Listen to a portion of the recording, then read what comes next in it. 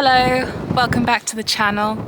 This week I'm just going to be doing very brief videos just to get everybody up to speed of what to expect from each of the video themes. So this one is my fertility journey, and I just want to give a recap of, or not a recap, a lowdown of where I'm at in the kind of fertility cycle. I'm hoping you can hear me. It's a little bit windy. The wind's kind of picked up in the last 10 minutes. So I'm 35. My husband is 46. We have a few things that are affecting our fertility. So I have PCOS. That's kind of the main contributing factor of my fertility issues. I've never ovulated naturally. That is something that the gynecologists and the IVF doctors that I have spoken to already, they're not too concerned about that. From what I gather, that's not abnormal for them to see in PCOS patients, those that have never ovulated. My husband and I have not really been TTCing for the last few years. Technically, we've never avoided it, and we did try, like purposely try for a period of time, but I kind of knew from the off that it was going to be difficult, if impossible, without medical intervention, because I knew I wasn't ovulating. Good girl. What did you do with your thrower? You'll see jumps in the video when I'm completely out of breath from hiking. I say hiking, it's just walking. But I'm so unfit now. The last few years have just been when it comes to my fitness level. But I'll talk about that in a different video, the fitness video. Okay, so the other thing is I have a history of endometrial hyperplasia with atypia. When it's with atypia, that is the one that can turn to cancer. And that was a horrendous experience because it was the biopsy that found that, which was, biopsy. It's not comfortable, but it wasn't so painful that I couldn't cope. But then, after that came back positive, I was put on different drugs, and then I was put on the wrong drugs, and then they put me on new drugs, until eventually they put me on the Mirena coil. And then that was in for a couple of years. And then we took it out because I thought I was going to go into IVF.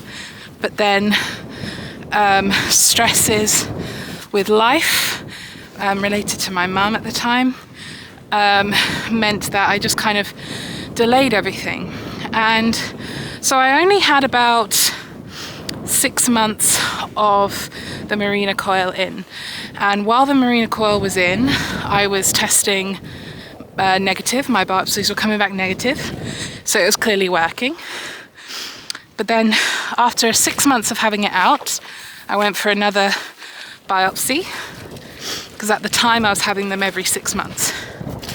That next biopsy came back positive again for endometrial hyperplasia with atypia, also called atypical hyperplasia. The gynecologist team and myself were all in agreement that that is a really strong indication that the hyperplasia is still in there. It's just in areas they don't typically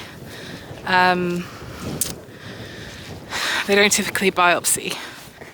So they put the Mirena coil back in, and it's still in there now. But I had to have biopsies every 3 months, and these varied in comfort or discomfort and pain. Some of them, though, got to the point where mentally I was prepared to just never even try for kids, because there was a couple of the biopsies that were very painful and they made you feel very sick, and they would wipe me out for the day because although I wasn't nervous taking them, I was so used to them by this point. It was I don't know, it was just something. They just wiped me out. I think it was just the emotional toll maybe on it, the unknown, the worry, the risk of cancer was so high, to the point where if I had turned around and said, I'm not going to have kids, 100% I'm not going to have biological children, they would have been booking me in for a full hysterectomy within 6 months to a year, I think they said. So that just gives an idea, like the risk was very much there. The other thing is my husband has male factor infertility. I can't remember the results of the latest semen analysis. The private clinics weren't worried about it, but nevertheless it was still a factor. So they're all of the fertility issues that I have, that we have as a couple, and in my next video I will talk about my next video on the fertility side of things. I will be talking about my clinic options, why we're looking at IVF in different countries, not Britain, and talking about why Cyprus is a very strong contender right now. So what you'll get next, over the next week or so, is short videos like this that are just giving you a quick overview of the different themes and what they will cover. This is the fertility theme, so it's talking very much about my fertility journey. Then you'll get fitness is one of them. Some of them will overlap. Fitness will likely overlap. Fitness and diet will overlap with my fertility and IVF journey. We found it! So that's everything. We have PCOS, no ovulation, hyperplasia with atypia. We have the cancer risks related to that, and we have male factor infertility. All of that, and we're going all in this year. At the end of the year, we've got a lot of prep in the meantime, but we'll see you soon. So I actually forgot one more thing, which is towards the end of my latest biopsies, whilst they were coming back clear, I had another biopsy taken of my cervix, and the cervix itself came back with precancerous cells, and so they burnt away all of those cells and they graded it as well. That came back as a CIN2.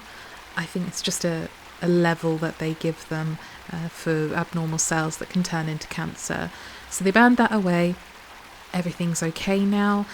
What might happen is, if I am fortunate enough to experience pregnancy, they will keep an eye on the cervix, and if they feel that it's weakening at any point, they will stitch it shut. This is not an unusual thing for a lot of women to go through, but nevertheless, it's another additional stress potentially to consider. Bye-bye.